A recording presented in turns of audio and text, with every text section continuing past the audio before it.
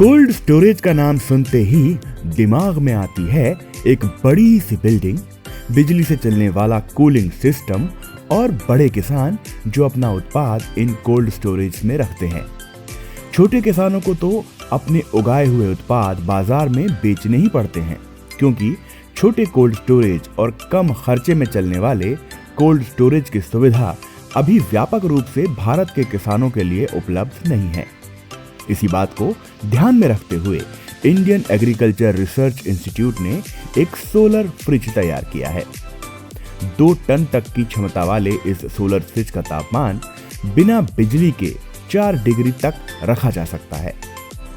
इतना ही नहीं, ये रात के वक्त भी बिना सूरज की गर्मी के तापमान कम रखने में सक्षम है। आइए इस तकनीक के विषय में अधिक जानकारी के लिए बात करते हैं IARI के वरिष्ठ कृषि वैज्ञानिक डॉक्टर संगीता चोपड़ा एवं इंद्रमणि जी से।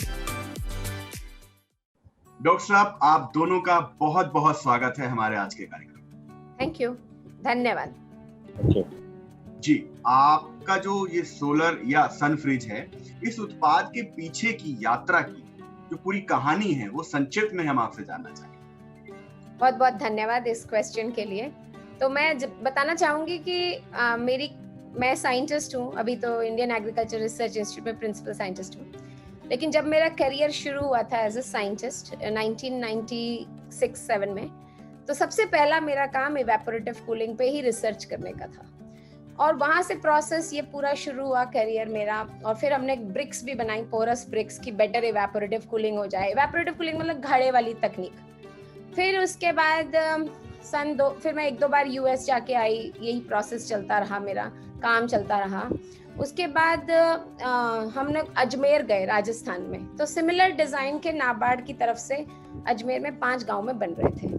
तब हमने देखा कि कुछ लोग इसको अप्रिशिएट कर रहे हैं और कुछ लोग यूज नहीं कर पा रहे। तो हम ये सोचने लगे कि इसकी डिजाइन में क्या है, क्या चेंजेस हो सकती हैं, क्या बेटर रिसर्च हो सकती है, किस तरह से हम दीवारें बेटर कर सकते हैं। तो हमने कुछ रिसर्च प्रोजेक्ट सबमिट किए मिशिगन स्टेट यूनिवर्सिटी के साइंटिस्ट के साथ, ग्रांट एप्लीकेशंस USA में। तो IARI में हमने सबसे पहले 100 किलो के 4-5 स्ट्रक्चर्स बनाए, अलग अलग तरह की दीवारों के, और वो सब इवेपोरेटिव कूलिंग के लिए ही थे, घड़े वाली। तो हमने देखा कि ब्रिक्स एंड ब्रिक्स से मच बेटर एक टेक्नोलॉजी है जिसमें सिर्फ एक मैश लगा के ऊपर कपड़ा चढ़ा दो और वो कपड़ा गीला रखो तो भी इवेपोरेटिव कूलिंग हो रही है। और वो 1/3 उसकी कॉस्ट हो जाती है ब्रिक्स एंड ब्रिक की, और वो कंस्ट्रक्शन टाइम 1/4 मतलब 1/5 में टाइम में बन रहा है, फटाक से बन जाता है। और वो डेफिनेटली परफॉर्मेंस में बेटर, जैसे कूलिंग फास्टर हो जाती है, अंदर की हीट बाहर निकल जाती है और ठंडा भी रहता है क्योंकि कपड़ा गीला होता है। तो वो हमारा बेस्ट डिजाइन था। हमने डेटा से देखा, हमने डेटा इवैल्यूएट किया, पूरा साइंटिफिक काम किया। ये 5 साल पहले की बात है, जो 2015 में हमने काम शुरू किया था MSU के साइंटिस्ट के साथ। उसके बाद हमने उसी का बेस्ट डिजाइन मानते हुए 2 टन का स्ट्रक्चर बनाया, जस्ट इवेपोरेटिव कूल्ड स्ट्रक्चर। और फिर हमने सोचा कि उसी फंडिंग में हमारा ये भी था कि इसमें हम इंसुलेशन ऐड करके क्या हम सोलर रेफ्रिजरेशन कंबाइन कर सकते हैं, क्या हम इसमें इवेपोरेटिव कूलिंग से ऑलरेडी हमने 10-12 डिग्री कम कर दिया है कमरे का टेम्परेचर, तो क्या हम इसमें और कम कर सकते हैं रेफ्रिजरेशन, क्या उसमें रेफ्रिजरेशन कैपेसिटी कम होगी अगर कपड़ा गीला रहेगा। तो हमने 2 टन का बनाया, फिर उसमें हमने ऐड ऑन किया, फिर वो डेफिनेटली हमारे पास एक फार्म सन फ्रिज बना। और इसको हमने पहले IARI में division of agriculture engineering, Indian agriculture research institute जो ICAR के अंडर आता है, उसके डिवीजन के अंदर ये स्ट्रक्चर बनाया। तो हमारे पास 5-6 स्ट्रक्चर ऐसे बने हुए हैं। उसके बाद उसके सक्सेस से हमने एक और ग्रांट फंडिंग अप्लाई की और फिर हमको फंडिंग मिली 3 गांव में बनाने की। तो हमने हरियाणा में, राजस्थान में 2 गांव में ऑलरेडी बना दिया, और आज तक मतलब 2 साल हो गए राजस्थान वाले गांव में जो बनना हुआ है। कोरोना वायरस आ गया, कोरोना वायरस का टाइम आया, तो उसमें फार्मर्स ने एग्स रखे, 5000 अंडे, 8000 अंडे, एंड डेफिनेटली उसको उसमें फायदा हुआ। तो वो बार एग्स रखने आया, फूल रखे। तो वो एक कोल्ड रूम था, बट वो स्टैंड अलोन कोल्ड रूम था। मतलब आप सोचो कि बिना, अगर गांव में उस खेत में बिजली ही नहीं है, कनेक्शन ही नहीं है, अब वो मोटर भी चलाते हैं, पानी भी चलाते हैं, सोलर पैनल भी धोते हैं और स्ट्रक्चर भी चलता है। तो 2 साल हो गए वो चल रहा है। फिर हरियाणा में, फिर हमारे को जब डायरेक्टर ने देखा, डायरेक्टर IARI, तो उन्होंने अराउंड 9th of February इस साल हमें बोला कि भाई आप अगले 20 दिन में 20 डेज, ओनली 20 डेज में आप फार्म सनफ्रिज मेला ग्राउंड पे बना सकते हो कि नहीं। तो हमने एक डिफरेंट डिजाइन कॉन्सेप्ट सोचा हुआ था। पहले तो हमारा लैंटर था, उसमें इटसेल्फ लैंटर खोलने में ही 10 दिन लग जाते थे। तो हमने एक डिफरेंट कॉन्सेप्ट था कि हम क्यों ना इसको फ्रेम्ड स्ट्रक्चर बना दें सिर्फ प्लेट्स पे। तो जो फर्स्ट स्ट्रक्चर IARI ने फंड दिया हमें और हमने मेला ग्राउंड पे बनाया। ये सिर्फ प्लेट्स पे है, कम्प्लीटली डिटैचेबल, आप खोल के कहीं भी और ले जा सकते हो, कोई लैंटर नहीं है और by far the best structure है हमारा। जब से फिर ये इनॉग्रेट हुआ मेला ग्राउंड पे, तो मुझे तो डॉक्टर साहब को पता है कम से कम 5 mails and 5 calls per day आ रहे हैं इंक्वायरिंग अबाउट ये stand alone batteryless farm SunFridge. बिल्कुल मैम, जैसा कि आपने डॉक्टर साहब के बारे में बात की, तो जो मेरा अगला प्रश्न है वो डॉक्टर साहब से ही बनता है कि डॉक्टर साहब आप हमें थोड़ा समझाएं कि सन फ्रिज किस तरह से काम करता है, कैसे ये बिना महंगी बैटरी के कूलिंग देता है, और इस फ्रिज की कार्य प्रणाली पर आप थोड़ा सा विस्तृत तौर पर प्रकाश डालें कि किस तरह से कार्य करता है। बहुत बढ़िया प्रश्न है ये आपको जो अभी हमारी इस समय की डिजाइन है वो 2 टन मतलब 10 feet into 10 feet into 10 feet लंबाई चौड़ाई और ऊंचाई की बात कर रहा हूँ मैं।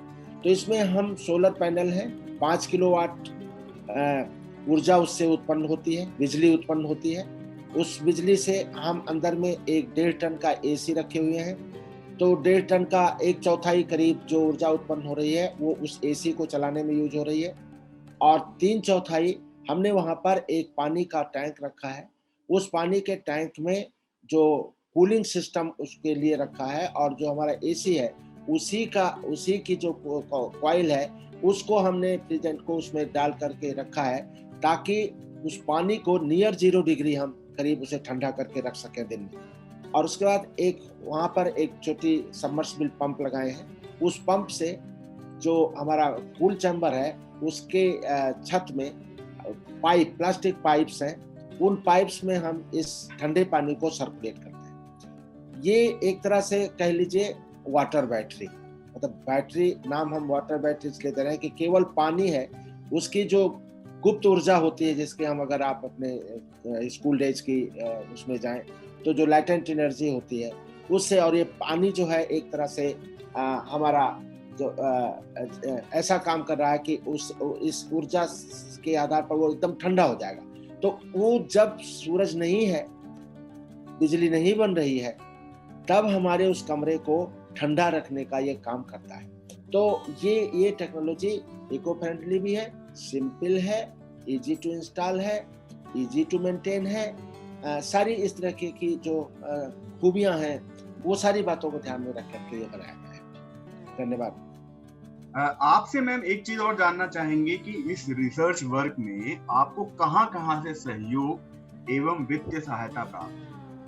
तो सबसे पहले तो जो सिफिट वाले काम थे वो तो Indian council of agriculture research में ही साइंटिस्ट हूँ। मुझे अराउंड 23 इयर्स हो गए होंगे एज अ साइंटिस्ट इस सिस्टम में। तो सिफिट वाला सारा काम तो Indian council of agriculture research से ही चल रहा था। और फिर जब 2015 में हमने बेटर इवेपोरेटिव कूल स्ट्रक्चर बनाने की कोशिश करी, तो हमने ग्रांट एप्लीकेशन लिखे, तो हमें global GCFSI global centre for food system innovations MSU USA से फंड मिला। और हमारे जो कोलीग्स हैं, मैं उनका नाम लेना चाहूँगी, doctor Randolph Beaudry, department of horticulture, Michigan State University, और doctor Norbert Mueller, department of mechanical engineering, Michigan State University. ये हमारे साइंटिस्ट कोलीग्स हैं हमारी टीम में, और डॉक्टर इंद्रमणि IARI से। तो ये हमारी टीम ऑफ साइंटिस्ट ने काम किया। सेकेंड फंडिंग हमें national academy of sciences, engineering and medicine, Washington DC, वहाँ से फंड मिला। और थर्ड जो फार्म सनफ्रिज हमने मेला ग्राउंड में बनाया है, उसका फंड हमें Indian agriculture research institute ICAR से मिला। तो ये 3-4 जगह से फंडिंग। आपका ये जो कोल्ड स्टोरेज है, ये एक आम किसान या कोई FPO लगाना चाहे तो उसको ये सिस्टम कितने में उपलब्ध हो सकता है? अच्छा, ये बहुत ही महत्वपूर्ण सवाल है, क्योंकि जब भी कोई टेक्नोलॉजी बनती है तो उस टेक्नोलॉजी को उसके अपने एंड यूजर तक कैसे आसानी से पहुंचाया जाए, ये बहुत महत्वपूर्ण हो जाता है। तो ये जो हमने तकनीकी बनाई इस मेला साइट पर पूसा ग्राउंड में, ये 10 दिन में बनाई। तो राजस्थान से एक ऐसे व्यक्ति हैं जो इसमें मैन्युफैक्चरिंग सोलर पंप में काम करते हैं, अग्रवाल जी। तो वो आए और उन्होंने कहा कि हमारे पास तो ढेर सारे किसान, वो किसानों को लेकर के आए राजस्थान से जो ग्रीन हाउस की खेती करते हैं। तो हमने फिर तुरंत उसको वहाँ पर लाइसेंसिंग का प्रोसेस किया, तो हमने टेक्नोलॉजी को लाइसेंस कर दिया है। तो करीब 5-5.5 लाख रुपए हमें इस पे लगा था। अब जब हम लाइसेंसिंग को देंगे तो उनसे भी हम यही एक्सपेक्ट करते हैं कि जब इसमें मार्जिन होगा उनका, जब रॉ मटेरियल को वो खरीदने में मार्जिन होगा। और मैं समझता हूँ कि ये टेक्नोलॉजी 5-5.5 लाख में लोगों, किसानों के पास पहुंचनी चाहिए। जी मैम, अंत में जो मैं आपसे चलते चलते जानना चाहूंगा कि जो हमारे प्रगतिशील महिलाएं हैं जो हमारे साथ जुड़ी हुई हैं, क्योंकि आप एक महिला वैज्ञानिक हैं, उनके लिए आपका क्या संदेश है? मैं तो खुद ही प्रगतिशील महिलाओं से, मैं गांव में जाती हूँ, वहाँ पे लेडीज देखती हूँ जितनी मेहनत करती हैं, तो मैं तो यही कह सकती हूँ कि जितनी आप मेहनत करोगे, जितना आप मीठा गुड़ डालोगे, उतना ही ये मीठा होगा। जितना मेहनत करोगे, तो मेहनत करो और उसका फल मिलता है। मतलब निष्काम सेवा करना एक अच्छी बात है और वही करना चाहिए मेरे हिसाब से। जी, चलते चलते डॉक्टर साहब, मैं आप दोनों से जानना चाहूंगा कि आपकी जो आगे की जो प्रक्रिया है, आप इस टेक्नोलॉजी को कहां तक ले जाना चाहेंगे?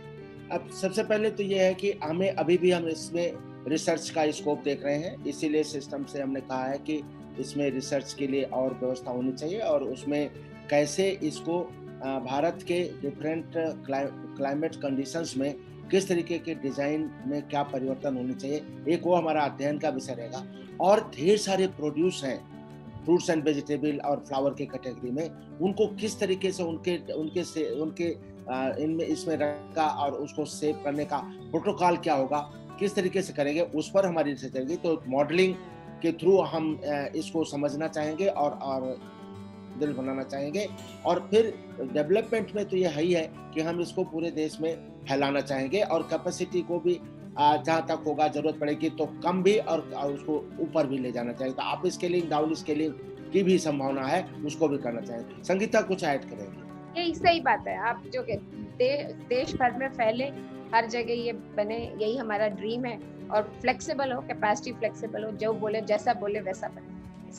आप दोनों ने हमारे कार्यक्रम के लिए अपना समय निकाला, इतनी अच्छी, इतनी सरल टेक्निक हमारे किसान भाइयों को दी, इसके लिए आपका बहुत बहुत धन्यवाद। Thank you. धन्यवाद।